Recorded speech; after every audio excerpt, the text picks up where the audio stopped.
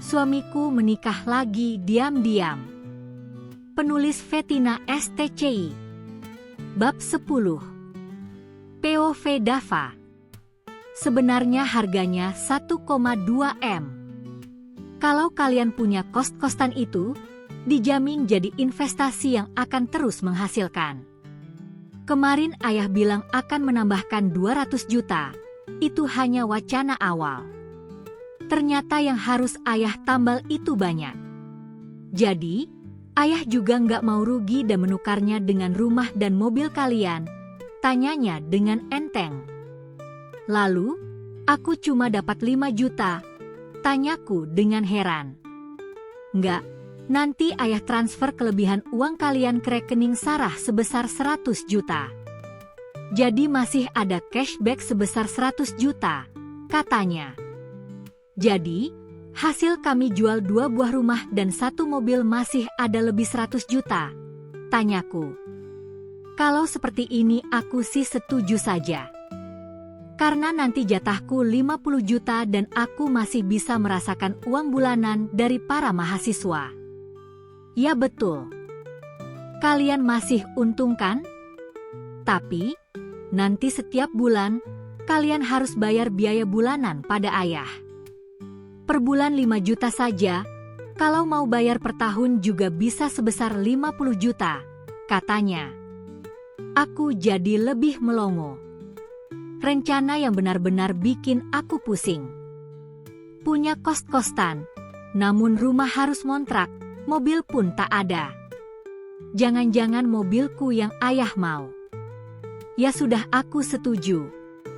Mas gimana? Tanya Sarah. Aku bingung. Sebenarnya cuma butuh 10 juta, tapi aku harus kehilangan rumah dan mobil, sahutku. Enggak, Mas.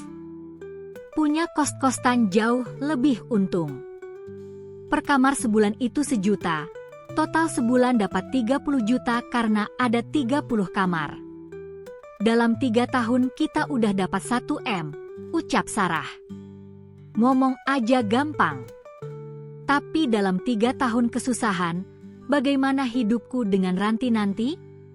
Bagaimana kalau setuju uang cashback kalian segera ayah transfer? Oke, yah. Cashback 50 juta saja, karena yang 50 juta ku bayarkan kontrakan rumah kami setahun, ucap Sarah.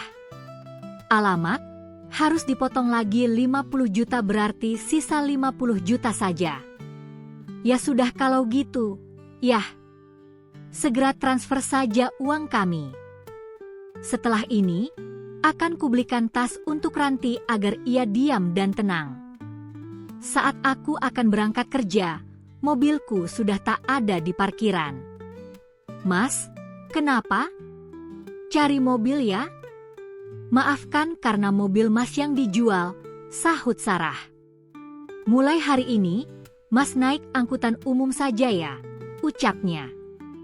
Kenapa nggak bareng mobilmu saja? Nggak bisa, aku terlambat hari ini.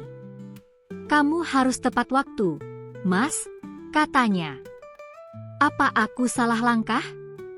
Mengapa aku merasa terzolimi dengan semua keputusan ini? Kita lihat dari POV Sarah ya.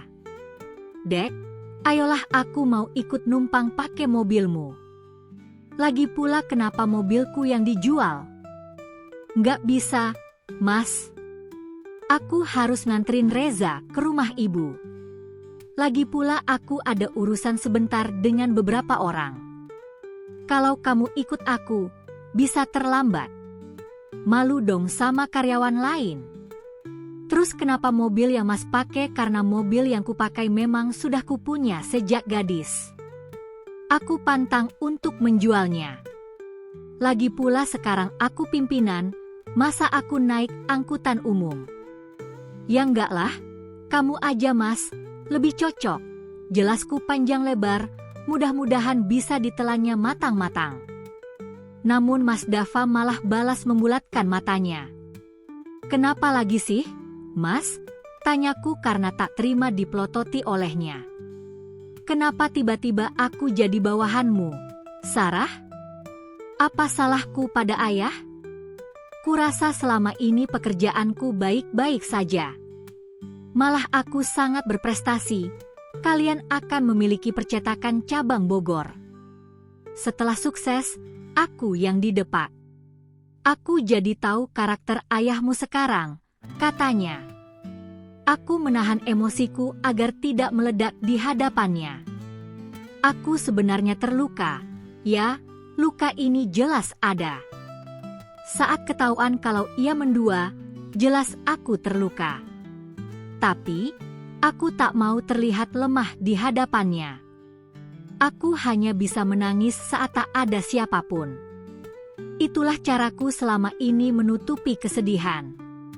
Namun, jika ada dia atau aku sedang bekerja, aku tak menampakkan betapa rapuhnya aku. Aku kuat dan tegar karena aku masih punya Allah yang selalu kucurhati setiap aku menghadapnya. Kamu tak dengar apa kata ayah? Ayah tak mau jika jabatan yang terus-menerus bisa mengakibatkan penyelewengan. Ayah menghindari hal itu. Jadi, perlu ada penyegaran soal pimpinan, jelasku. Jadi, ayahmu curiga aku membawa kabur uangnya, tanyanya berapi-api. Tidak, Mas. Ia hanya ingin menghindari saja sebelum semua terjadi. Mungkin ayah punya pengalaman, kita ikutilah orang tua yang punya pengalaman. Lagi pula kamu nggak ditendang amat. Kamu masih jadi koordinator produksi kok. Udahlah, sana berangkat, Mas. Nanti kamu kesiangan. Ucapku sembari aku mengurusi Reza. Oke, aku berangkat. Kesal aku, tiap hari pakai mobil online, bisa habis uangku. Jangan pakai mobil online, Mas. Kamu sok banget sih, pakai angkutan umum aja. Cuma sekali naik angkot kan ke kantor, teriakku ketika aku sedang mengganti pakaian Reza. Kamu enak aja ngomong. Dia ngeloyor pergi tanpa pamit. Biarlah, silahkan saja berbuat sesukamu, Mas. Akan ada konsekuensi dari setiap perbuatan burukmu itu. Hari ini padahal aku tak ke kantor. Aku dan ayah pergi ke Bogor untuk mengurus kantor cabang Bogor. Sebelumnya ayah memintaku untuk menuju rumahku yang sudah dijual di Bogor yang sudah ditempati teman ayah. Kami pun ke sana bersama. Saat tiba, kami disambut oleh Om Agus dan Tante Tari. Mereka sangat ramah dan baik.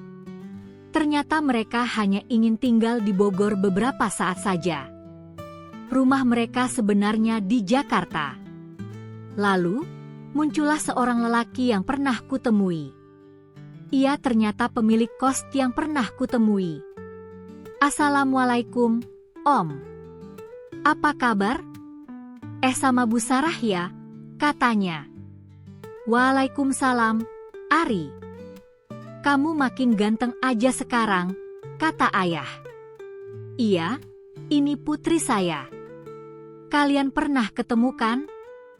Sampai sini dulu ya, ditunggu bab selanjutnya.